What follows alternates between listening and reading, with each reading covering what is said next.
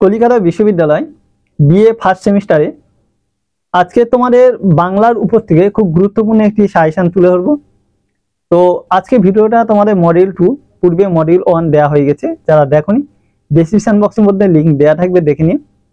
আজকের এই ভিডিওটা যারা জেনারেলে পড়ছো এবং যারা অনার্স নিয়েছো উভয়ের জন্যই তৈরি করা হলো।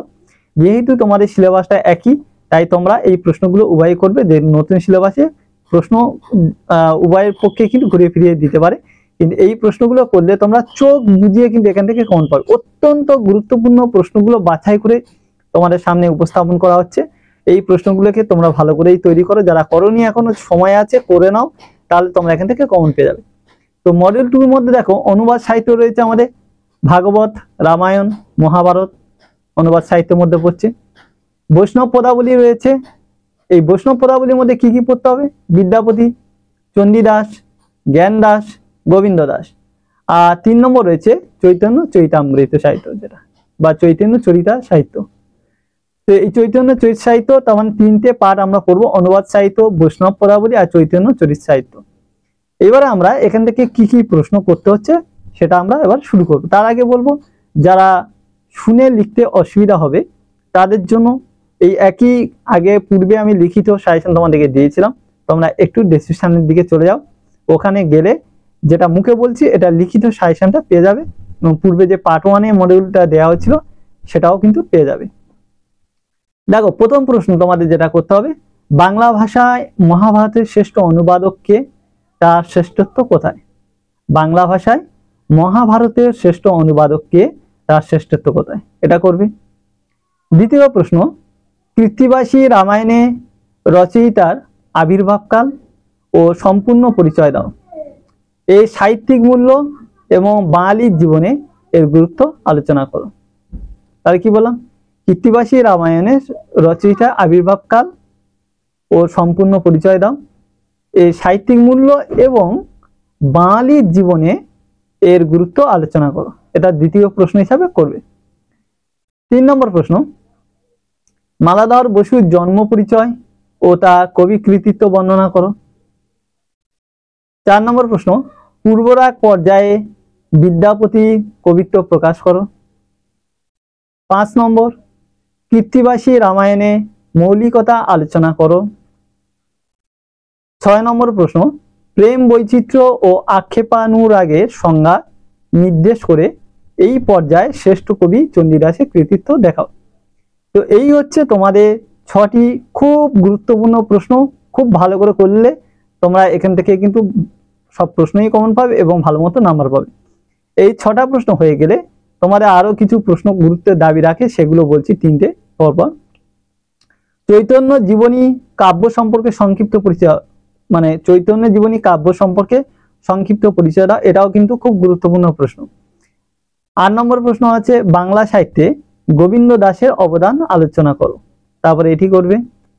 9 নম্বর প্রশ্ন, বৈষ্ণব পদ সাহিত্যে জ্ঞান দাসের অবদান আলোচনা করো। এই লাস্টে 3টে থেকেও কিন্তু একটি প্রশ্ন আসার তোমাদের সম্ভাবনা রয়েছে। তো এই জন্য এই প্রশ্নগুলো ভালো করে তোমাদেরকে করতে হবে, অত্যন্ত গুরুত্বপূর্ণ প্রশ্ন, সেইগুলো বললাম। এই হচ্ছে টোটাল 9টা প্রশ্ন করলেই বড় প্রশ্ন, তোমরা এখান থেকে যাই প্রশ্ন আসুক কমন পেয়ে যাবে। এইবারে আমরা 5 নম্বরে কি কি প্রশ্ন এখান থেকে করতে হবে সেগুলো বলছি, খেয়াল করো।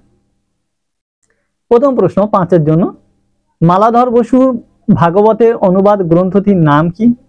উক্ত গ্রন্থ রচনায় তার কৃতিত্ব আলোচনা করো, এটা করবে। দ্বিতীয় প্রশ্ন, বাল্মীকি রামায়ণের অনুবাদ রচনায় কৃত্তিবাসের কৃতিত্ব আলোচনা করো, তারপরে এটি দেখবে। 3 নম্বর প্রশ্ন আছে রামায়ণের অনুবাদক কৃত্তিবাস ওঝার আত্মপরিচয় সম্বন্ধে যা জানো লেখো। রামায়ণে অনুবাদক কৃত্তিবাস ওঝার আত্মপরিচয় সম্বন্ধে যা জানো লেখো। 4-এর দাগে চন্দ্রাবতী রামায়ণ সম্বন্ধে যা জানো লেখো। চন্দ্রাবতী রামায়ণ সম্বন্ধে যা জানো লেখো। 5-এর দাগে প্রশ্ন, বাংলা সাহিত্যে বিদ্যাপতির অবদান সম্পর্কে লেখো। বাংলা সাহিত্যে বিদ্যাপতির অবদান সম্পর্কে লেখো। 6-এর দাগে প্রশ্ন, টিকা লেখো চণ্ডীদাস। 7-এর দাগে টিকা লেখো জ্ঞান দাস। তারপরে টিকা লেখো গোবিন্দ দাস। তাহলে গোবিন্দ দাস, চণ্ডীদাস আর জ্ঞান দাস, এই তিনটে সম্পর্কে টিকা তোমাদেরকে লিখতে হচ্ছে। নেক্সট প্রশ্ন দেখো, গোবিন্দ দাস কবিরাজ কোন সময়ের কবি? তার কবি কর্মের সবিশেষ পরিচয় দাও। তাহলে প্রশ্নটি আরো একবার বলছি যে গোবিন্দ দাস কবিরাজ কোন সময়ের কবি? তার কবি কর্মের সবিশেষ পরিচয় দাও। তাকে দ্বিতীয় বিদ্যাপতি বলার যুক্তি কোথায় তা আলোচনা করো। তারপরে এটি দেখবে। নেক্সট কোশ্চেন, বৃন্দাবন দাস ও চৈতন্য ভাগবত সম্পর্কে আলোচনা করো। 9 নম্বর প্রশ্ন এটা, যে বৃন্দাবন দাস ও চৈতন্য ভাগবত সম্পর্কে আলোচনা করো। 10 নম্বর প্রশ্ন, কৃষ্ণদাস কবিরাজের চৈতন্য চৈতামৃত সম্পর্কে আলোচনা করো। তো এই হচ্ছে তোমাদের মডিউল 2 থেকে খুব গুরুত্বপূর্ণ 10 এবং বড় প্রশ্ন এবং 5-এর জন্য প্রশ্ন। এইগুলো করলে তোমরা সমস্ত প্রশ্ন এখান থেকে কমন পেয়ে যাবে। আর বাকি তোমাদেরকে বলে দিলাম, যদি পূর্বে ভিডিও কেউ দেখে না থাকো ডেসক্রিপশনের মধ্যে খেয়াল করো, এবং এইটা মুখে বলেছি যাদের শুনতে অসুবিধা হচ্ছে তারা একটু ডেসক্রিপশনে যাও, লিখিত সাজেশন নোটসটাও পেয়ে যাবে। তো আজকে ভিডিও তাহলে বন্ধুরা এখানে শেষ করছি। ভিডিওটি ভালো লাগলে লাইক করো এবং বন্ধুদের মধ্যে শেয়ার করো এবং চ্যানেলটিকে অবশ্যই সাবস্ক্রাইব করে নিও।